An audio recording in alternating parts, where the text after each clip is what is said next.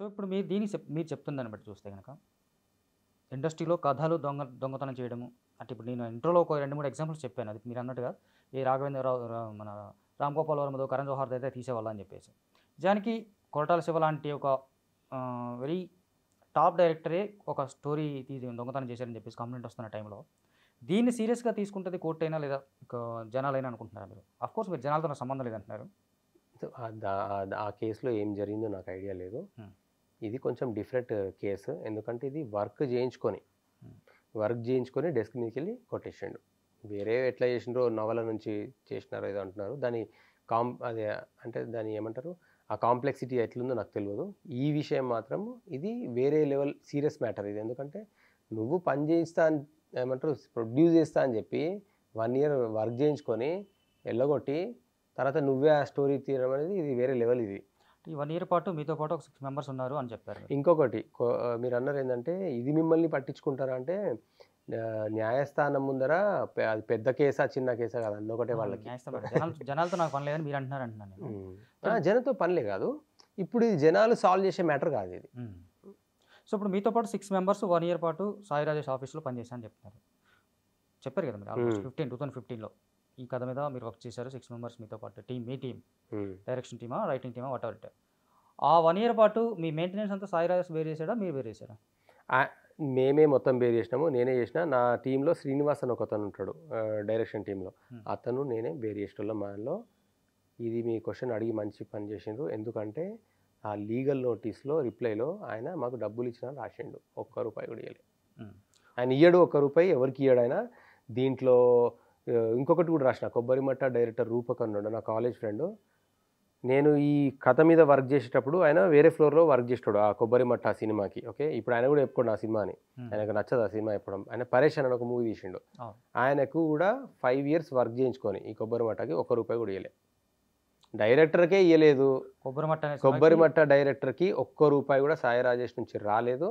డైరెక్టర్కే ఇయ్యనోడు నన్ను రైటింగ్ టీంలో పెట్టుకున్నా అని ఏదో కథలు లేనోడు అసలు నాకు ఇయ్యడు. అది రూపక్ అన్నట్టు మీరు అంటే రూపక్ వాళ్ళిద్దరి మీద ఒక అండర్స్టాండింగ్ వచ్చి నాకు డబ్బులు ఇచ్చాడని చెప్తే మీరు బ్లేమ్ అవుతారు కదా. రూపక్ ఆల్రెడీ ఇచ్చేసిండు, నాకు ఇవ్వలేదు. నాకు ఎవిడెన్స్ ఇచ్చేసిండు. ఉందా మీ దగ్గర ఎవిడెన్స్? దీనిలో ఉంది కదా పెట్టే ఆయనే ఇచ్చిండు. ఇదే చాట్. ఓకే. రాజేష్ గారు, I have worked for these many years without even asking money. నేను ₹1 కూడా అడగలేదు మిమ్మల్ని. I trusted your words. మిమ్మల్ని నమ్మినా నేను అంటున్నాడు. మీరు ఫిలిం అయిపోయాక ఇస్తా అని చెప్పారు. So that will give. Think you are in my situation. నా సిచ్యువేషన్లో మీరుంటే ఒక్కసారి ఆలోచించుకోండి. If I was doing other projects and making money అడిగేవాడిని కూడా కాదు. కానీ నేను ఏమి వర్క్ చేస్తలేను. ఇప్పుడు నాకు ఇవ్వండి 5 ఏళ్ళలో 1 lakh ఇవ్వండి. 1 lakh 5 ఏళ్ళు ఎంత వస్తుందండి? 2000 కూడా రాదు నెలకి. ఒక యాక్టర్ బ్యాక్గ్రౌండ్లో యాక్టింగ్ చేస్తే 4,000 వస్తుంది 1 డే. డైరెక్టర్ నెలకు 2,000 అడుగుతున్నాడు.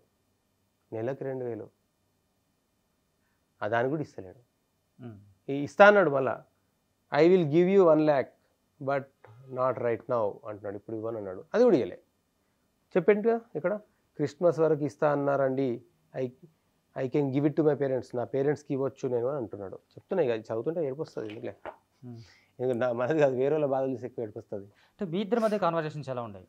అంటే సాయి రాజేష్ మీ మధ్య అంటే స్టోరీ డిస్కషన్ కావచ్చు, ఆ తర్వాత కావచ్చు, ఎలా ఉండేది? అప్పుడు ఒకలాగా అనిపించింది, ఇప్పుడు ఒకలాగా అనిపిస్తుంది అంతే. అంటే మీరు లీగల్ నోటీస్ పంపించిన తర్వాత ఆయన సాఫ్ట్గా మాట్లాడినట్టు ఉంటుంది, బట్ దాని వెనక ఎంతో ఉంటుంది. మీరు లీగల్ నోటీస్ పంపించిన తర్వాత ఎప్పుడైనా సాయి రాజేష్ పర్సనల్గా అప్రోచ్ అవ్వడం ట్రై చేశాడు? ట్రై చేయలేదు. దొంగ అటే పారిపోయాడు, దాక్కున్నాడు దొంగ.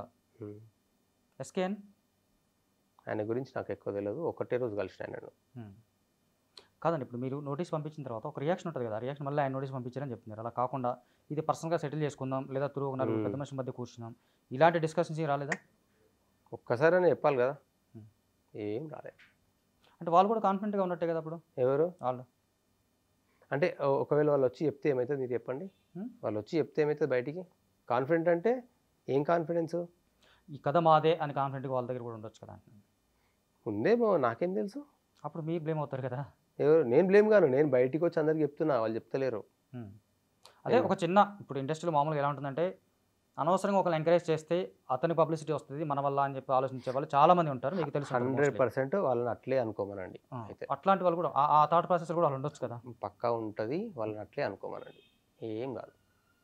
ఈయనని ఎంకరేజ్ చేస్తే ఇది జనాలకి నిజం తెలిసే టైం వచ్చేస్తుంది. ఇప్పుడు ఫైనల్ ఎందుకంటే ఏమంటారు, ఫస్ట్ థింగ్ ఏంటంటే దీనికి పెద్ద ప్రొడక్షన్ హౌసెస్ ఏమంటారు బ్యాకింగ్ ఉన్నాయి. ఓకే, వేరే వాళ్ళ మీద మాట్లాడాలనంటే అంత ఈజీ కాదు. ఊరికే పోయి అలిగేషన్ వేయాలంటే అంత ఈజీ కాదు. అది ఏంటిది, పుస్తకం తయారు చేసిన 70 పేజ్ బుక్ ఊరికే అట్లా వచ్చేసి వీళ్ళు ఇట్లా చేసిండ్రు అట్లా చేసిండ్రు అని రోడ్ మీద అరుస్తలేను నేను. సో అంటే ఫస్ట్ వీళ్ళు బేబీ అనే టైటిల్తో సినిమా చేశారు. ఫస్ట్ నుంచి ఇది బేబీ అనే టైటిల్తో మీరు వర్క్ చేసినప్పటి నుంచి కూడా బేబీ అన్నట్టుగానే ఉందా? ఫస్ట్లో మేము టీన్ మూవీ అని పెట్టుకున్నాము. అంటే మేము మాట్లాడేటప్పుడు సర్కిల్స్లో అంతా టీన్ మూవీ అనేటోళ్ళం, టీనేజ్కి సంబంధించి కాబట్టి. అయితే విత్ ఇన్ ద 4 వాల్స్ మా టీం వరకు కన్నా ప్లీజ్ అని పెట్టినాం టైటిల్. ఓకే, అది బయటికి వచ్చేసినాక నాకు ఎందుకు ఆ టైటిల్ అంటే చెప్పినప్పుడు అంత సౌండ్ బాగాలేదని తర్వాత ప్రేమించొద్దు అని పెట్టిన. సౌండ్ బాగుంది ప్రేమించొద్దు అని. అంటే ఫస్ట్ కన్నా ప్లీజ్ అని పెట్టుకున్నారు, ఫస్ట్ కన్నా బేబీ చేశారు. అవును, అంతేనా? కన్నా అంది అంతే అని నాకు తెలియదు, అందరు అంటున్నారు, నాకు కూడా అదే అనిపించింది, నాకు అనిపిస్తుంది. Okay, I'm thinking so, because ఏంది ఇట్లా ఇప్పుడు ఇదే కాపీ కొట్టినా నేను చెప్పలేకపోతున్నా, మీకు అర్థమైందా? కానీ దానిలో పెద్ద పెద్ద అబద్ధాలు మాత్రం డైరెక్ట్ దొరికిపోయాడు. లైక్ ఆయన నా కథ చెప్పిన అనడము, డబ్బులు ఇవ్వలేదు, ఇవన్నీ అవుట్ రైట్ అబద్ధాలు. ఈ క్రియేటివ్ పార్ట్లో నాకు తెలియదు. ఇప్పుడు ఎగ్జాంపుల్ నేను ఇక్కడ రాసిన దీనిలో ఒక పోస్టర్ ఉంది. ఇప్పుడు ఇది అనుకోండి పోస్టర్, ఈ పోస్టర్ మేము ఇదేమంటారు అప్పుడు ఈ పోస్టర్ కన్నా ప్లీజ్ టైటిల్లో అమ్మాయి రింగ్ ఫింగర్ చూపిస్తుంది. మరి మీ ఛానల్ చూపించలేదు, వేరే వాళ్ళ పోస్టర్ దారుణంగా ఉంటుంది, కొద్దిగా జాగ్రత్తగా ఉండాలి. గూగుల్లో కూడా ఉంది. సో ఈ రింగ్ ఫింగర్ అమ్మాయి 2 పెట్టుకుంది అంటే ఇద్దరు అబ్బాయిలు ఇచ్చిన ఇద్దరు అబ్బాయిలు ఇచ్చిన బస్తీ అమ్మాయి లాగా ఉంది, ఇక్కడ పెళ్లి ముస్తాబులో ఉంది. అట్లున్నా కానీ ఇక్కడ ఏంటంటే ఒకటే అమ్మాయి 2 ఉంగరాలు దొరుకుంది అని ఒక థీమ్తో మేము పెట్టినాం అప్పుడు. ఓకే, మరి ఇది వాళ్ళు చేసిన అదే మిడిల్ ఫింగర్ పోస్టర్. మరి ఇది కాపీ కొట్టిరంటే నాకు తెలియదు, మీరు చెప్పాలి, నాకు తెలియదు. ఇవన్నీ క్రియేటివ్ ఆస్పెక్ట్స్ కాబట్టి. అంటే ఒక ఫోటో చూపిస్తే అవ్వదు కదా, ఏది మీకు ఒకటే ఫోటో చూపిస్తున్నారు, 100% చెప్పిండ్రు, ఒక్కటే ఫోటో చూపిస్తే అవ్వదు, అందుకే పుస్తకం తయారు చేసిన.